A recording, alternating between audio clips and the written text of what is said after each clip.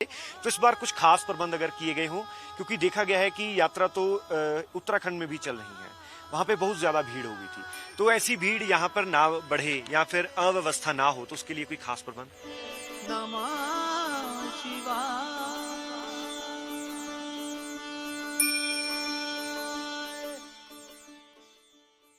तो सबसे पहले जो सबसे इम्पोर्टेंट चीज है उस चीज को रोकने के लिए कि यात्रियों की रजिस्ट्रेशन जो है वो जरूरी की गई है। तो बिना रजिस्ट्रेशन के किसी भी यात्री को अलाउ नहीं किया जाएगा। और रजिस्ट्रेशन का जो पर डे का जो है नंबर जो है वो फिक्स किया गया है। तो यात्रियों से अनुरोध भी है आपके माध्यम से कि वो यात्रा के लिए अपनी डेट के हिसाब से ही यहाँ पर आएं।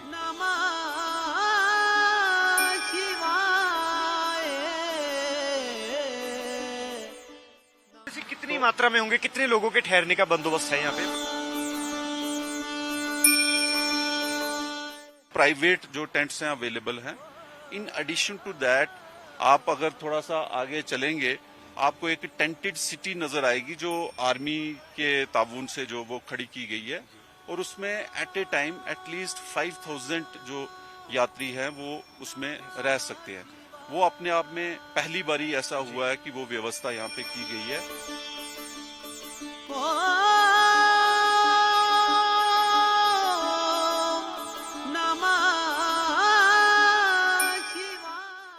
उनके लिए टेंटों के साथ साथ उनके लिए वॉशरूम्स, टॉयलेट्स की व्यवस्था की गई है। खाने की व्यवस्था भी है। लंगर्स जो हैं, जो बड़े डेडिकेटेड ऑर्गेनाइजेशंस हैं जो आती हैं, तो उस चीज को टैकल करने के लिए, भीड़ को टैकल करने के लिए ये सारा कुछ हम किया हुआ है।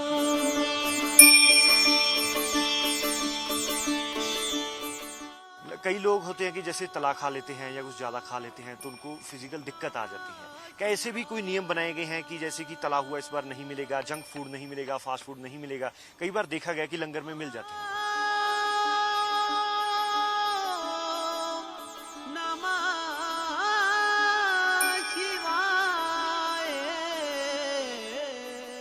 जिसमें जो भी खाद्य पदार्थ यात्रियों के लिए यहाँ पे वो हानिकारक हैं या स्वस्थ नहीं हैं, तो वो लंगर ऑर्गेनाइजेशन को सख्ती से मना किया जाता है और वो ना ही लंगर में दिए जाते हैं। अगर कहीं कोई ऐसा दिया जाता है तो उसके खिलाफ कार्रवाई होती है।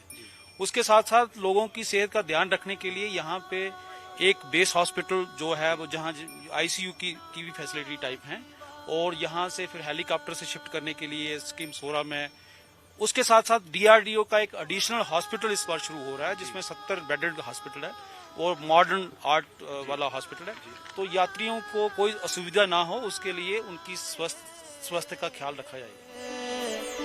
नमः शिवाय।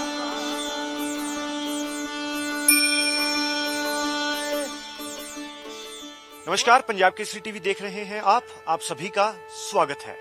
अमरनाथ यात्रा 2022 शुरू होने वाली है।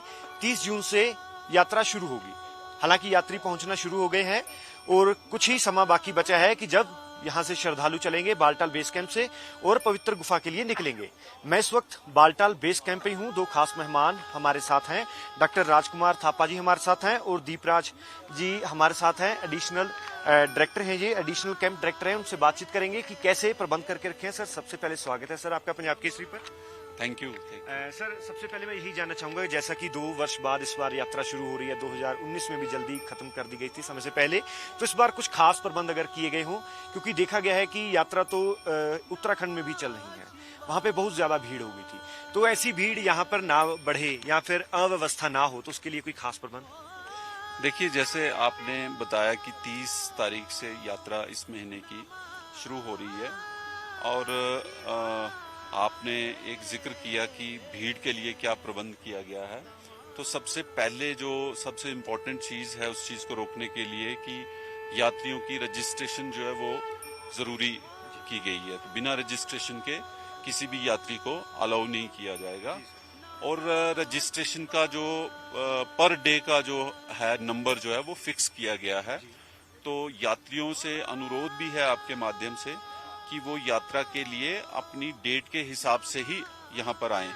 तो सबसे पहला तो ये एक कदम है उनकी भीड़ को रोकने के लिए कि अपनी अपनी डेट वाइज जो वो यात्रा करें। और दूसरा ये है कि हमारे यहाँ से जो एक्सेस कंट्रोल गेट्स हैं वहाँ पे बिल्कुल एक डिसिप्लिन तरीके से उनको यहाँ से छोड़ने की व्यवस्था है। टाइमिंग जो है वो अर्ली मॉर्निंग से लेके 11 बजे तक छोड़ने की व्यवस्था है, ताकि यहाँ से जब हम जो एक यहाँ से जा रहे हैं और फिर वहाँ से आ रहे हैं जो लोग, उनका आपस में क्लैश ना हो। अब दूसरी चीज जो भीड़ करती है वो मौसम है। कई बारी मौसम ऊपर खराब हो जाता है तो उसकी वजह से यात्रा कई बारी रोकना पड़ जाती है। तो उसके लिए आपने देखा होगा कि यहाँ पे अच्छी मात्रा में टेंट जो है वो अवेलेबल है। सिर्फ ऐसी कितनी मात्रा में होंगे, कितने लोगों के ठहरने का बंदोबस्त है यहाँ पे अप्रोक्सीमेट? मैं उसी के ऊपर आ रहा हूँ। कुछ टेंट्स जो हैं वो प्राइवेट जो टेंट्स हैं अवेलेबल हैं। इन एडिशन टू दैट आप अगर थोड़ा सा आगे चलेंगे आपको एक टेंटेड सिटी नजर आएगी जो आर्मी के ताबून से जो वो खड़ी की गई है, और उसमें एट ए टाइम एटलीस्ट 5000 जो यात्री हैं वो उसमें रह सकते हैं। वो अपने आप में पहली बारी ऐसा हुआ है कि वो व्यवस्था यहाँ पे की गई है। उनके लिए टेंटों के साथ साथ उनके लिए वॉशरूम्स, टॉयलेट्स की व्यवस्था की गई है, खाने की व्यवस्था भी है, लंगर्स जो हैं, जो बड़े डेडिकेटेड ऑर्गेनाइजेशंस हैं जो आती हैं। तो उस चीज को टैकल करने के लिए, भीड़ को टैकल करने के लिए ये सारा कुछ हम किया हुआ है। ठीक है, तो हमारे साथ दीपराज जी भी हैं, उनसे भी बातचीत कर लें। सर, आप ये बताएंगे कि जैसे कि लोग यहाँ पे पहुँच रहे हैं, कई लोग होते हैं कि जैसे तला खा लेते हैं या कुछ ज़्यादा खा लेते हैं तो उनको फिजिकल दिक्कत आ जाती है। क्या ऐसे भी कोई नियम बनाए गए हैं कि जैसे कि तला हुआ इस बार नहीं मिलेगा, जंक फूड नहीं मिलेगा, फास्ट फूड नहीं मिलेगा? कई बार देखा गया कि लंगर में मिल जाते हैं। नमस्कार।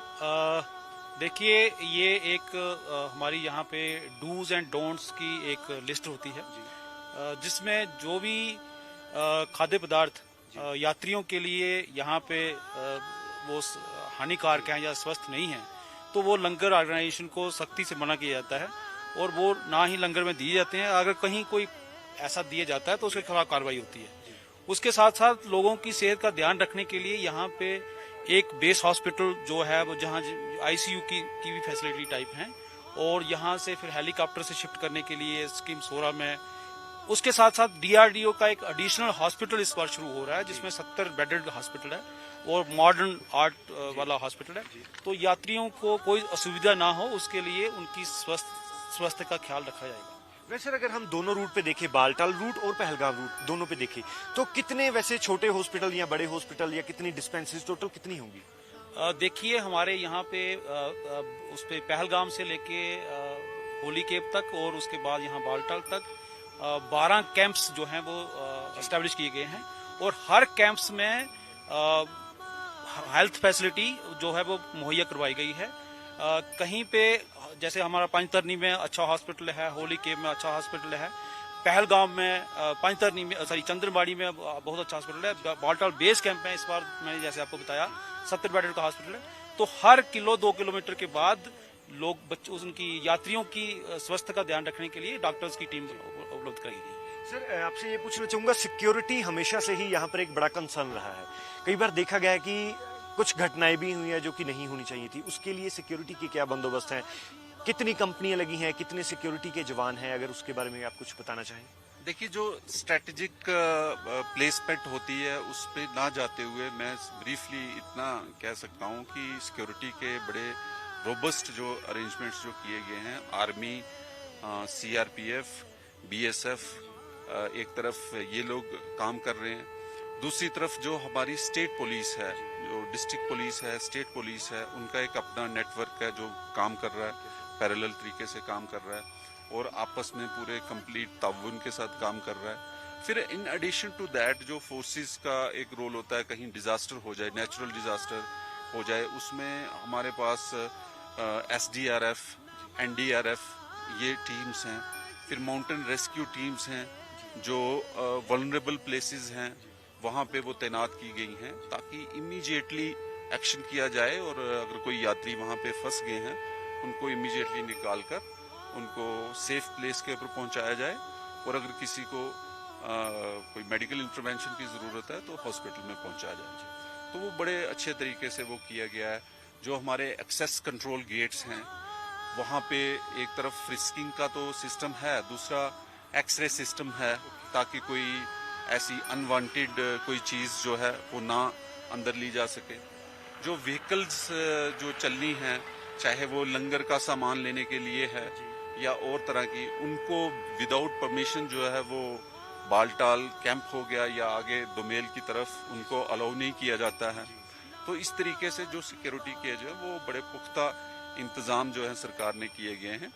आपने पहले बताया जैसे ये वाली यात्रा 2 साल के गैप के बाद हो रही है, तो वो भी एक अपने आप में चैलेंज था, क्योंकि 2 साल तक बड़े सारी जो चीजें हैं वो बिल्कुल डिसमैनेजमेंट भी हो जाती है, दोस्त वो डिटोरिएट हो जाती है चीजें जो हैं। तो सरकार ने उसके ऊपर बड़ा मतलब एडवांस में एक तरह का जो है वो एक्शन लिया, और जो ऑफिसर्स वगैरह जिनकी ड्यूटी, उनको भी बड़े एडवांस में यहाँ पे तैनात कर दिया, ताकि जो इंफ्रास्ट्रक्चर के रिलेटेड चीजें हैं वो भी उनको सुपरवाइज कर सके और जल्दी से जल्दी उनको ठीक किया जा सके। जो डिस्ट्रिक्ट एडमिनिस्ट्रेशन है, डिप्टी कमिश्नर हैं, डिस्ट्रिक्ट के एसएसपी हैं, तो वो पूरा डे टू डे जो मॉनिटरिंग कर रहे हैं। जो श्राइन बोर्ड के जो सीईओ हैं हमारे, वो कॉन्टिन्यूसली मीटिंग्स ले रहे हैं। यहाँ भी वो आए थे, उन्होंने मीटिंग्स ली, होली केव तक उन्होंने मुआयना किया, और फिर टाइम टू टाइम बल्कि रोज शाम को वो ऑनलाइन मीटिंग्स ले लेते हैं। ऑनरेबल लेफ्टिनेंट गवर्नर साहब जो उन्होंने खुद यहाँ पे आके देखा, ऑफिसर्स के साथ इंटरेक्ट किया और इंस्पेक्शंस भी की अलग अलग जगह पे जाके, ये देखने के लिए कि क्या अरेंजमेंट्स हैं। और जो थोड़े बहुत गैप्स उनको नजर आए, उन्होंने ऑन द स्पॉट इंस्ट्रक्शंस भी दी। तो वो डिफरेंट डिपार्टमेंट्स जो है उनको कवर करने के लिए लगे हुए हैं। सर, कई श्रद्धालु होते हैं जो कई एक दिन में कई तो होली केव तक जाकर वापस भी आ जाते हैं, कई नहीं भी आ पाते या रुक जाते हैं। तो सर, कोई टाइमिंग होगी कि जो मेन बैरियर है जहां से सभी के जो रजिस्ट्रेशन फॉर्म है चेक करने के बाद भेजा जाता है, वो कितने बजे तक यात्री जो हैं, जो श्रद्धालु हैं, वो बैरियर क्रॉस कर लें? आप जाने की बात कर रहे हैं। देखिए, वापसी में लेट तभी कोई होगा अगर वो जाने में देरी करेगा। तो जाने के लिए अर्ली मॉर्निंग जो है, अभी 5 बजे के करीब करीब यहाँ से यात्री निकल जाएंगे, मैक्सिमम 11 बजे तक छोड़े जाएंगे, ताकि वो कवर करके आ जाएं।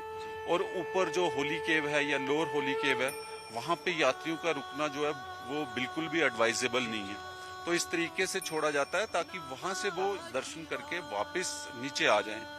तो अगर कोई बीच में मान लीजिए अगर कोई मौसम या बारिश का कुछ ऐसा हो जाता है, तो रास्ते में भी बहुत सारी जगहों के ऊपर रहने की व्यवस्था की गई है, टेंटेड हो या वहाँ भी टॉयलेट्स और वॉशरूम्स वगैरह की व्यवस्था की गई है, ताकि उनको प्रॉब्लम ना हो। और सर, एक अंतिम सवाल मैं ये आपसे पूछना चाहूंगा कि कई लोग होते हैं जो पैदल चलने में असमर्थ होते हैं, उनके लिए कोई खास सुविधा? देखिए, यहाँ पे आपको पता ही है, इस यात्रा में जो लंगर वाले हो गए, टेंट लगाने वाले हो गए और पोनी वाले, उनका बड़ा योगदान रहता है। तो यहाँ पे पर्याप्त मात्रा में पोनी वाला उपलब्ध होते हैं। तो जिसको चलने में, बहुत सारे लोग ऐसे हैं जो प्लेन इलाके से आते हैं और पहाड़ी इलाकों में वो चल नहीं पाते, तो वो पोनी का इस्तेमाल करते हैं और पोनी से वो यात्रा करके वापस आते हैं। बहुत बहुत शुक्रिया सर, ये सारी जानकारी देने के लिए। पंजाब केसरी भी आपका बहुत बहुत धन्यवाद। तो अन्य खबरों के लिए आप बने रहिए पंजाब केसरी और कुंडली टीवी के साथ। मैं हूं जतिन कुमार शर्मा, बालटाल से। धन्यवाद।